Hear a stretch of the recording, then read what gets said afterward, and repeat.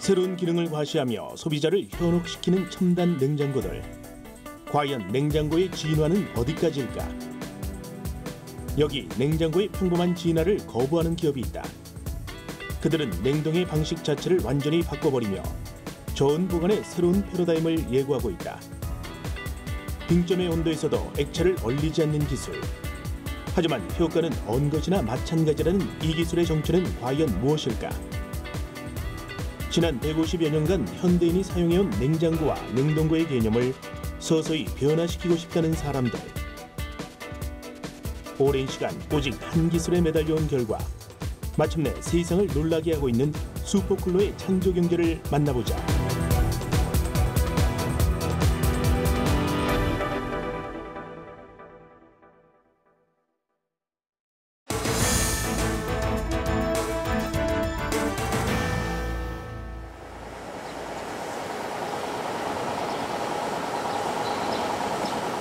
냉장고도 냉동고도 아닌 신개념의 저온 저장고가 탄생했다.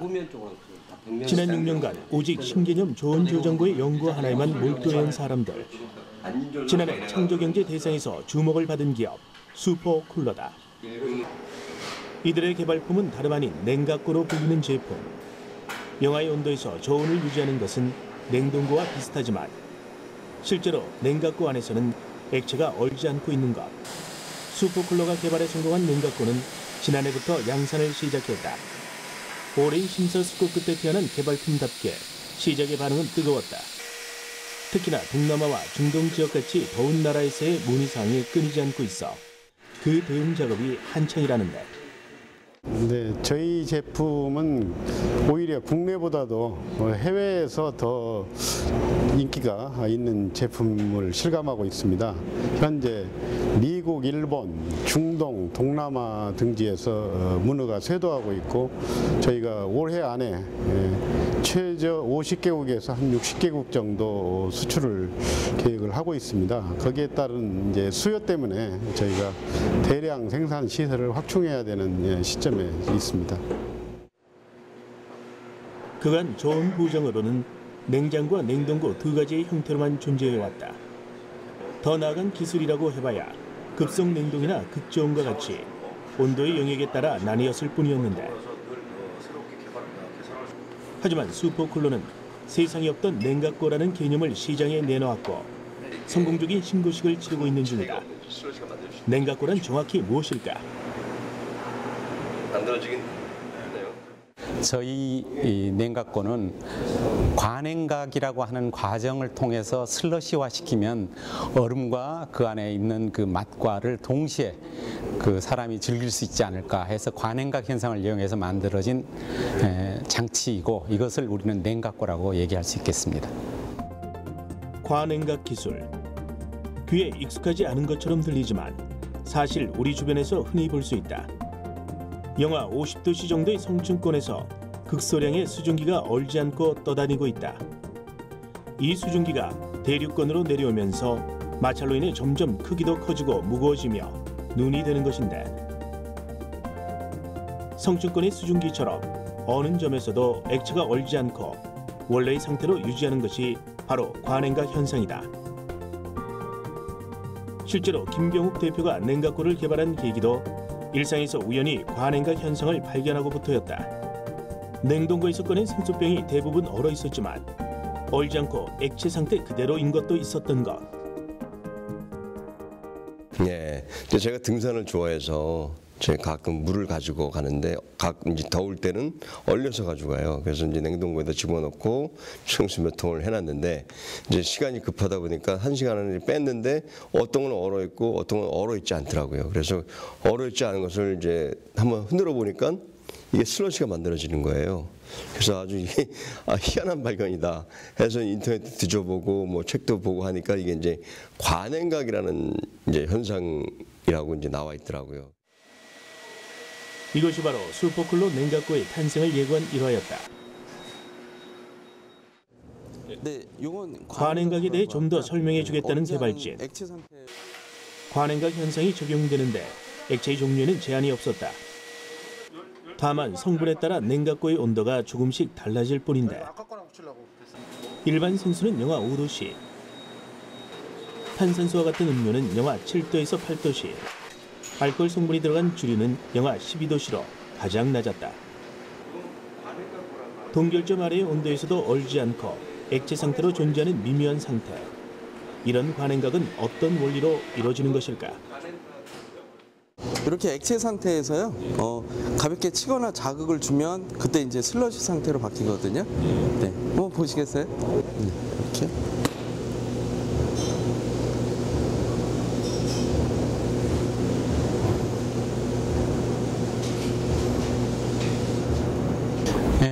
이건 이제 일반적으로 자연 현상이고 영어로는 슈퍼 쿨링이라고 얘기하는데, 그 액체라고 하는 것이 일정한 온도가 떨어지면 리퀴드에서 이렇게 고체인 얼음 형태로 변하는 데 반해서 조건만 갖춰진다면 그게 얼지 않고 그냥 있다가 외부로부터 충격을 받는다거나 또는 어떤 그 화학적 변화를 일으키면 바로 얼어지는 건데, 그 이용을 우리가 관행각 현상이라고 하고. 관행각은 매우 불안정한 상태다. 액체가 냉각된 후 어느 점에 도달하면 동결이 시작되지만 실제로는 분자나 이온이 정렬하고 결정화되는 데 시간이 걸리기 때문에 액체 상태로 온도만 하강하는 것이다. 이 불안정한 상태에 자극을 주면 작은 얼음 결정이 생기고 분자는 그 결정을 향해 일제히 모여 정렬을 시작하는 것. 물이 얼기 위해 필요한 응결핵이 없는 것도 관행각의 원인이 된다. 물질의 상태가 액체에서 기체나 고체로 바뀌기 위해서는 그 변화가 시작되는 출발점이 있어야 하는데, 이런 역할을 하는 게 핵이다. 핵은 먼지일 수도 있고 용기의 표면일 수도 있다. 또는 외부 충격도 핵의 역할을 할 수 있다. 냉각고에서 꺼낸 음료를 툭 치면 이내 살얼음이 끼는 것도 이런 원리인 것이다. 이것이 슈퍼쿨러가 개발한 냉각고의 동결 메커니즘이다. 특히나 관행각 현상을 거친 음주류는 맛은 그대로 보존하면서도 시원한 청량감을 더한다는 평가를 받고 있다. 해외 유명 탄산음료 회사와 주류 회사에서 이들의 냉각고를 유심히 살피고 있는 이유도 바로 그런 점에서라고.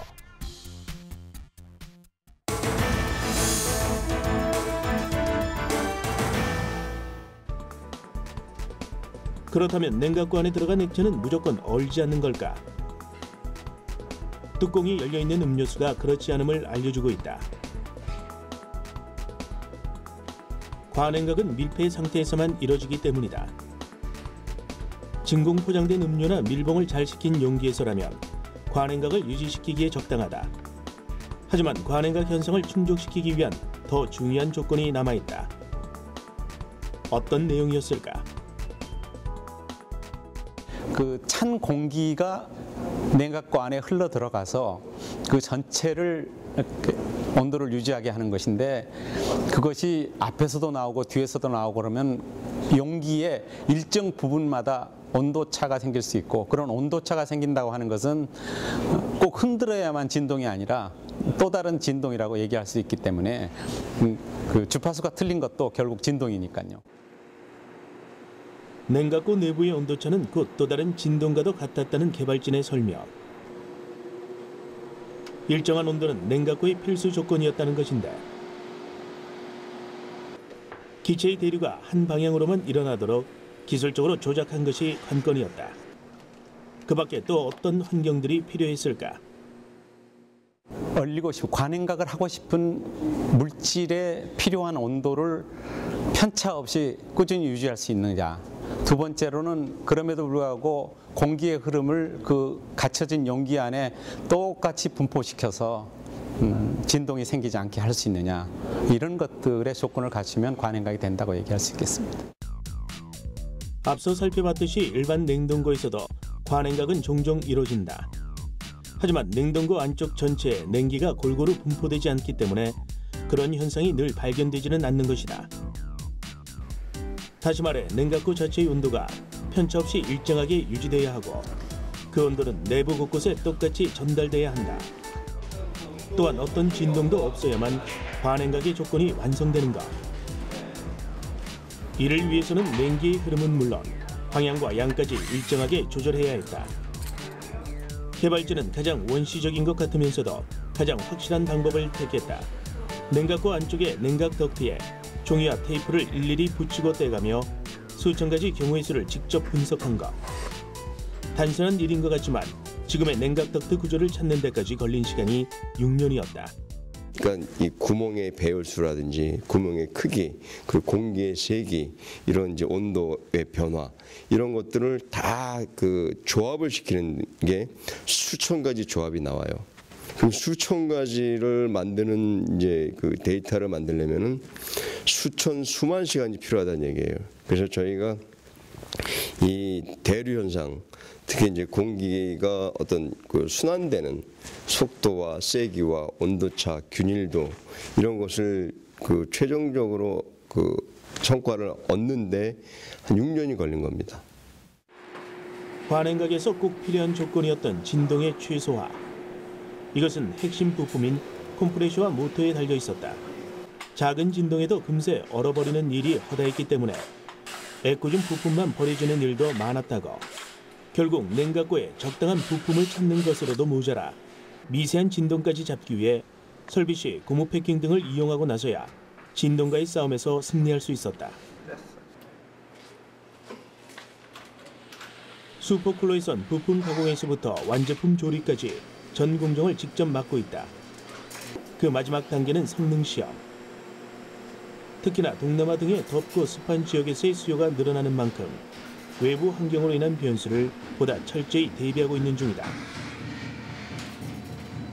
성능 실험용 대형 챔버에는 냉각고 17대가 한꺼번에 들어간다. 이곳의 환경은 습도 80%, 온도는 32도씨. 고온 다습의 환경에서도 냉각고가 정상적으로 돌아가는지를 살피는 것이다. 실험을 통과해야 판매품으로서의 자격이 주어진다. 각 나라마다 그 나라의 전압이라든가 주파수가 다 다르기 때문에 거기에 맞춰서 시험을 일단 진행을 하고요. 또 각 나라마다 기후 조건이라든가 그 생활 환경이라든가 풍습이라든가 이런 것들이 다 다르기 때문에 거기에 맞춰서 시험을 하고 있습니다.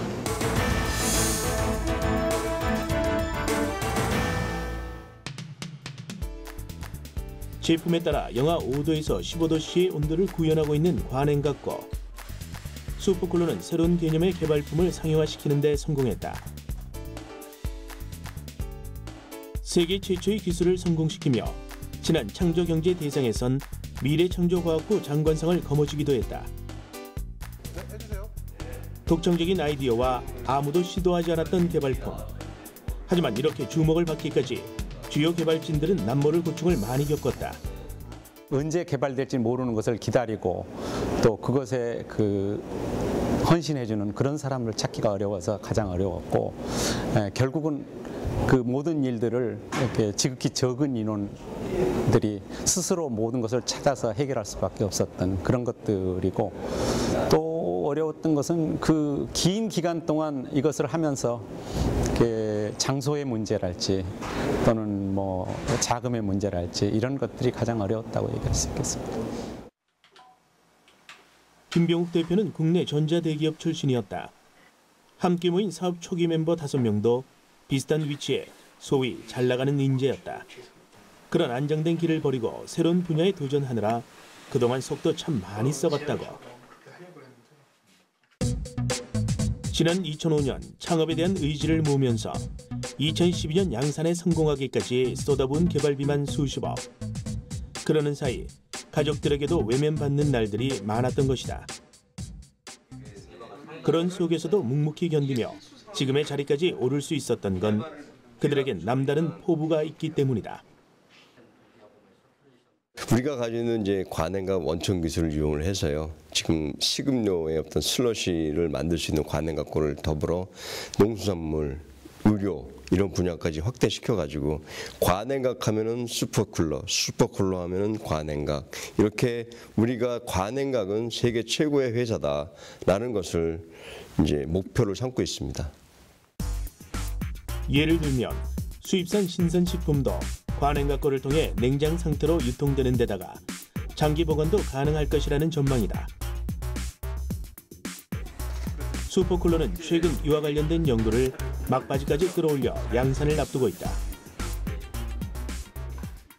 네, 관행각 기술을 이용해서 첫 번째 우리가 생각했던 것은 장기 보관이랄지 혈액 또는 제대혈 뭐 이런 여러 형편들을 얼리지 않고 잘 보관해야 된다라고 생각하기 때문에 이 관행각 기술이 거기에 좋은 효과를 얻고 실제 모 대학병원과 이 테스트를 하고 있고 좋은 결과를 얻어서 저희가 그 생산을 그쪽으로 검토하고 있는 중이고.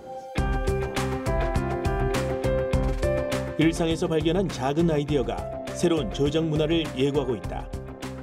어느 점에서도 얼지 않는 관행각. 오직 이 한 가지 기술에 대한 집념은 지금 더 넓은 세상으로의 비상을 꿈꾼다. 슈퍼쿨러의 가장 큰 성과는 갈수록 세분화되는 냉동 냉장 기술에 새로운 활력을 집어넣는 핵심 기술의 노하우를 발견한 것입니다. 슈퍼쿨러의 창조 경제는 새로운 문화의 창조입니다. 슈퍼쿨러의 창조 경제는 새로운 문화 창조다.